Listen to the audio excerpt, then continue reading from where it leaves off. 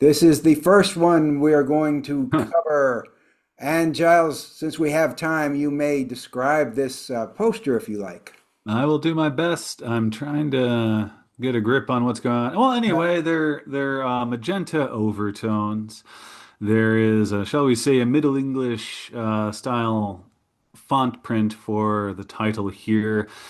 In the center, we see the pretty much profile side and front of the faces of the two lovers. A young, handsome fella is tilted in a kiss to a sort of disintegrating, scabrous, ovine kind of feminine face. And this image is enhanced by some glowing green goo sort of cascading romantically around the pair. And there are four sort of small portrait snapshot-esque things done up in a rotoscopic style kind of design. Upper left, we have a strangely haired, scrawny fellow looking over the shoulder of a punk-esque looking young woman. Bottom left, I can see a young woman in a bra. Seems to have her hands around a rather nasty looking phallic monster head. Hmm. Bottom right hand corner looks like the severed head of somebody. And upper right hand corner, there is a figure menacing another figure who's looking up at him in with some anguish. All of this done, of course, with lots of pinks and magenta and these swirls of green before a cosmic backdrop. I guess maybe a sort of tarot card-esque kind of feel here. And it is a 4K Ultra 4K HD. Ultra HD. There is a title, which you may read. Tromeo and Juliet. Yes, the canonically weird Romeo and Juliet, sold here as Lloyd Kaufman's Romeo and Juliet. I think, if I may speculate, he's calling it Lloyd Kaufman's Romeo and Juliet because he's tired of people giving James Gunn the credit for this one because James Gunn, of course, co-wrote this and then went on to bigger fame, and everybody always mentions James Gunn worked on this movie, and it is the best movie that Troma has ever produced. I feel confident in saying that. Although, some may disagree, but in my mind, this is their great moment. This is now on 4K UHD from, I believe it is a Vinegar Syndrome release. Hold on. Yes, it's being done in conjunction, Troma in conjunction with Vinegar Syndrome. Of course, it's the Troma adaptation of Romeo and Juliet with, punk rock and piercing and lesbian sex and incest and all that good stuff that And Lemmy. Shakespeare would have written about but didn't. Go on. Oh, I was just saying, and Lemmy from Motorhead And does a Lemmy, wonderful turn as the yes. storyteller. I thought you were saying, and Lemmy, like, Oh, no, no, no. um, Lemuel from Motorhead. yes.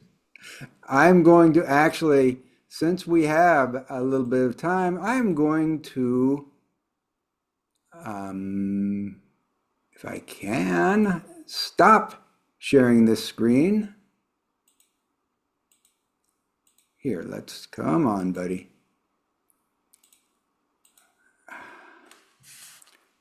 Maybe I'm not going to do that. There. I'm going to stop sharing that screen temporarily. I'm going to share a new screen. Let's take a look at some other images from this 4K UHD. We'll just scroll through some images for your viewing pleasure here. Here's Jane Jensen, who plays Juliet, with Debbie Rochon, who plays her maid, seducing her in this wonderful scene that everyone treasures from Shakespeare. Here is, I'm not sure, that's like Mercutio, I think, or something. No, no, Mercutio is Tromeo's buddy. That is one of the Capulets. He's a Capulet. I I couldn't tell you. It's been a while since I've interacted with the play, and slightly less time since I've interacted with, or since I've seen this movie. It's But yeah, a minor, that's one of the baddies, whereas a minor character. Mercutio, Well, they're all baddies. well, Okay, he's one of the worst. all right. Here is another scene of what I believe is simply an extra with a whip. Here Yep. is a scene of Romeo holding a disembodied hand with a knife in it. Here is a scene of three of the minor characters looking. Yeah, the one on the bottom is Mercutio. Okay. Um, the one above is I think Benny Q Cap. No, I don't know. Yeah, I should rewatch this, but yes, Yeah, those three they're, people. By the time this scene shows up, they're all dead. He's having a nasty hallucination. and finally, this scene of the Capulet father with a computer monitor smashed over his head, holding a crossbow in front of the plexiglass cage, Hmm. which he likes to imprison Juliet. So that is Tromeo and Juliet from Vinegar Syndrome by Troma. It comes with a ton of so many extra features. We are not even going to bother to go through them all, but like four commentary tracks, it looks like. They did get James Gunn and Lloyd Kaufman together for one of them, but remember, it is Lloyd Kaufman's Tromeo and Juliet. So that's Tromeo and Juliet, canonically weird, so therefore a major release. All these Troma movies have been getting 4K re-releases recently, and that's another one in the set. Yeah, looks So, like most of these ported over from the probably the DVD edition, although there are four at least brand new featurettes on this disc. yeah, just as usual with the Troma feature, they have lots and lots and lots and lots and lots of special features. Here's one that doesn't have lots of special features, but it's a very significant release nonetheless. Giles, you want to describe this poster? All right. Well, we got a sort of animation style for a hand-drawn, cartoony kind of thing for a lot of it, but that's in conjunction with what looks like sort of scrapbook of various human figures put on there, and then also colored, seemingly crayon-wise, with the overarching scheme of the cover here. What dominates, we got a rainbow background. We've got a cluttered sky with different sort of facial parts, but mostly sort of trippy blues and purples there. And the center creature is a blue, very alien-looking thing with a pair of high-arched, curved wings with feather-like protrusions. Its head is very round. It looks like it's got a weird little like a reverse dimple on it, a little dollop of, I don't know, antenna, but sort of looks like a little tendril hairdo thing. You can see a small smile on its small mouth, small nose, very small side ears, but very, very large eyes. Combined, taking up a good third of this thing's face, staring directly at us with, I'll say a friendly look because I wouldn't want it to be otherwise. And resting in front of this thing are the sort of cutout, um, photo stills of, I presume, the titular family or group there, and they're crayoned over. And in the foreground, there's a little girl and also some greenery. So very vibrant, very anarchic, very strange. Yes, and so it is The Happiness of the Katakuris, which is apocryphally weird. I believe it's the very first apocryphally weird I movie believe so. Yeah. that I wrote up. That little creature does appear in the movie, but looks nothing like that and has nothing at all to do with the plot. It's Excellent. stop motion animated. Oh, okay. Yeah, I see the still that you have for this review as we see a glimpse of it, and it certainly isn't blue. No, it looks nothing at all like that thing on the cover, but that's what it is. And it has nothing to do with the plot either. The plot is about a Japanese family that opens a bed and breakfast and starts killing their clients, and that's just the beginning of it because it's Takashi Miike. It Hmm. gets very weird. And we should point out, of course, that besides being a surreal black comedy from Takashi Miike, it's also his only, I believe, musical. So it is a musical. Very much worth seeing if you haven't seen it yet.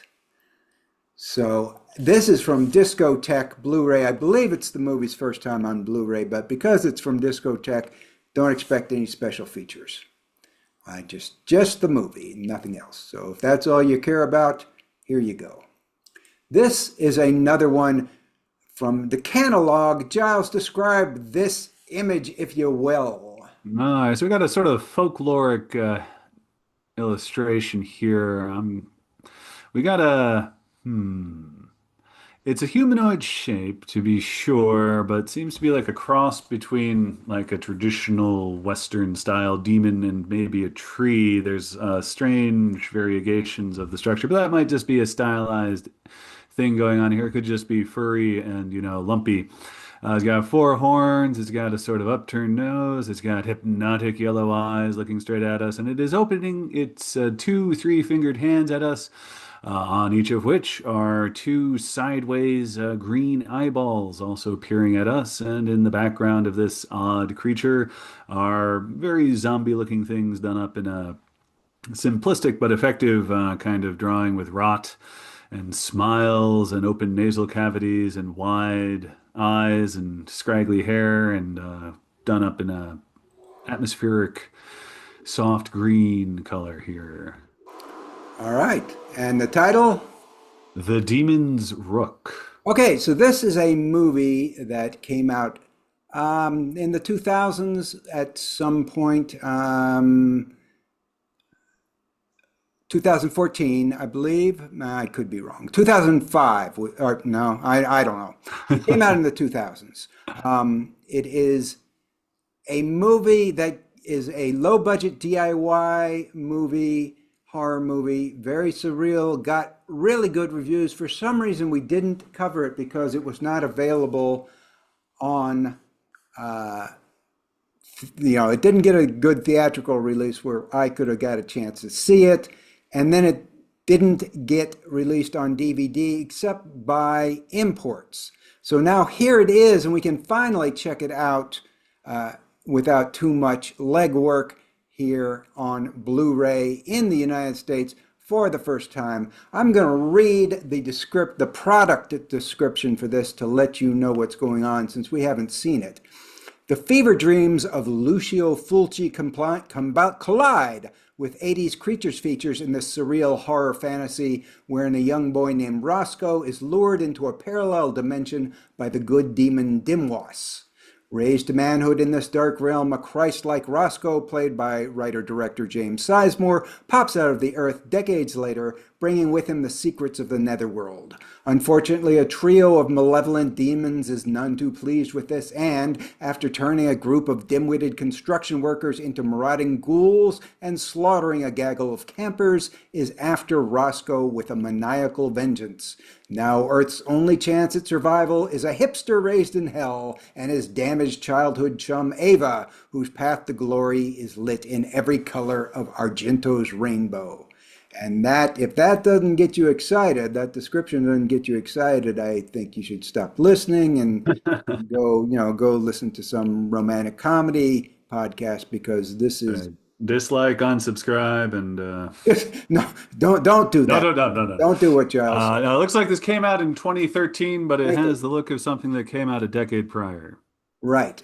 And once again, I am going to get a new share up so we can see some stills from this to get you excited if you're not already excited enough just from that description.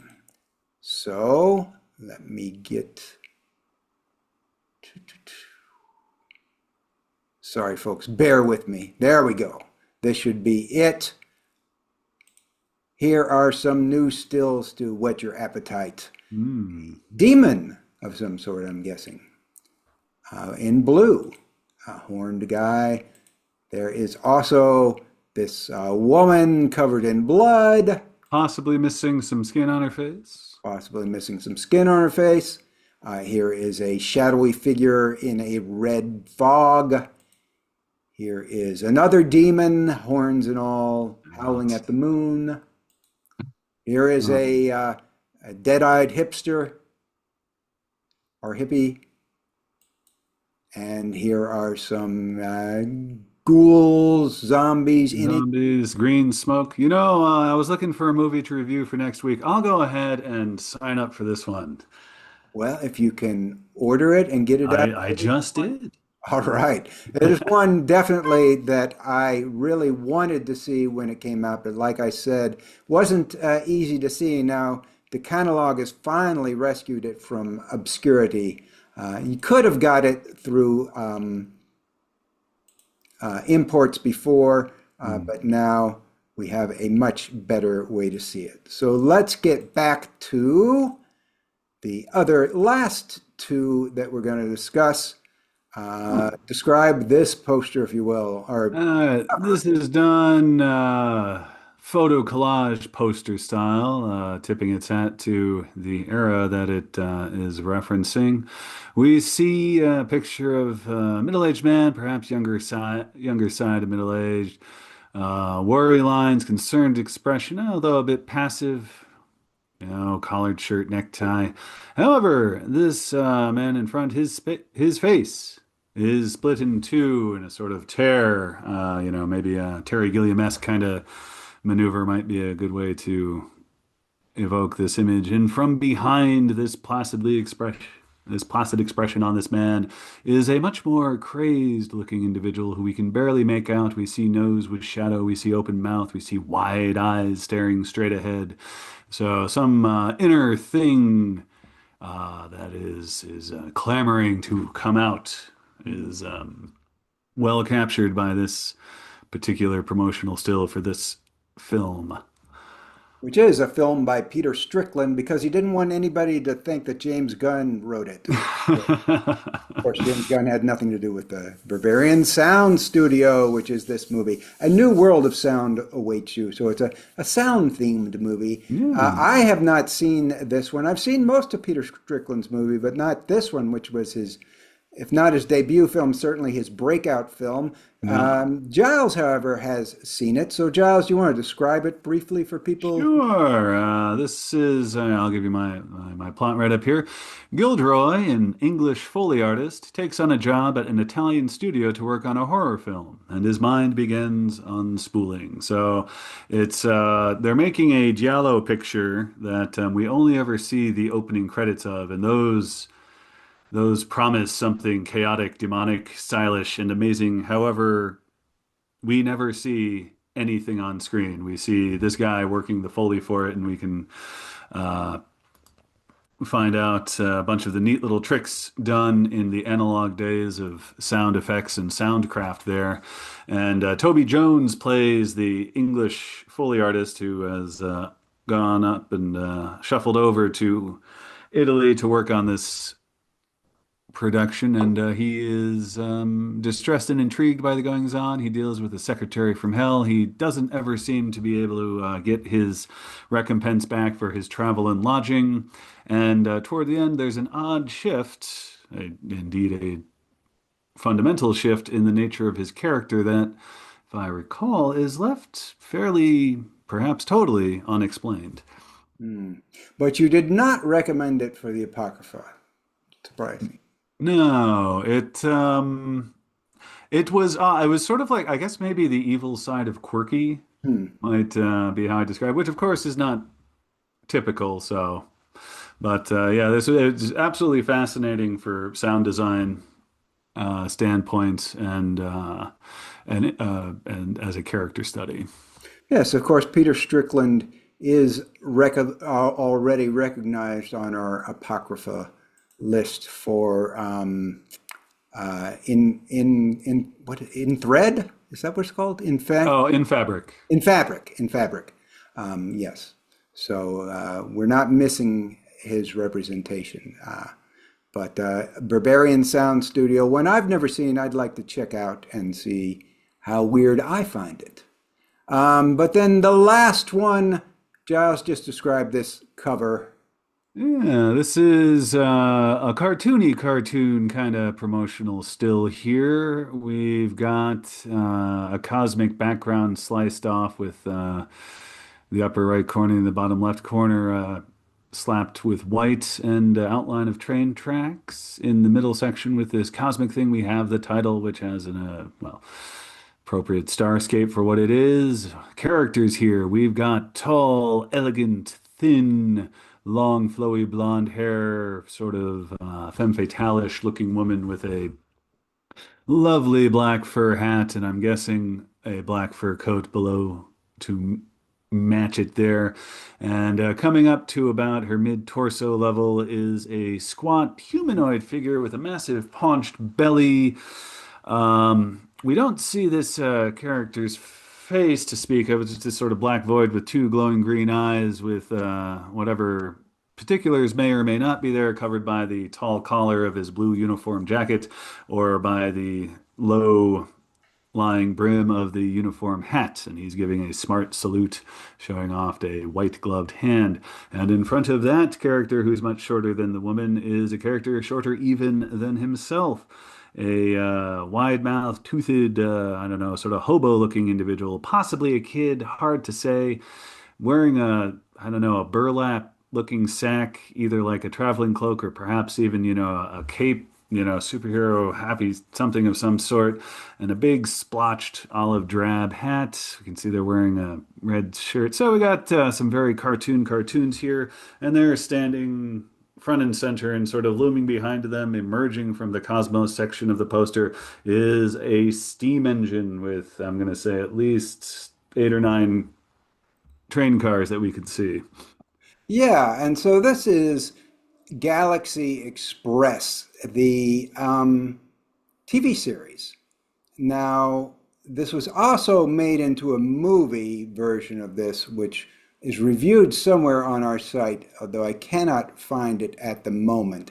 But this is the TV series version, and it is the complete one. It was previously released in two uh, episodes. I know virtually nothing about this except that it does have a cult following and is indeed weird. It is episodes 1 through 113.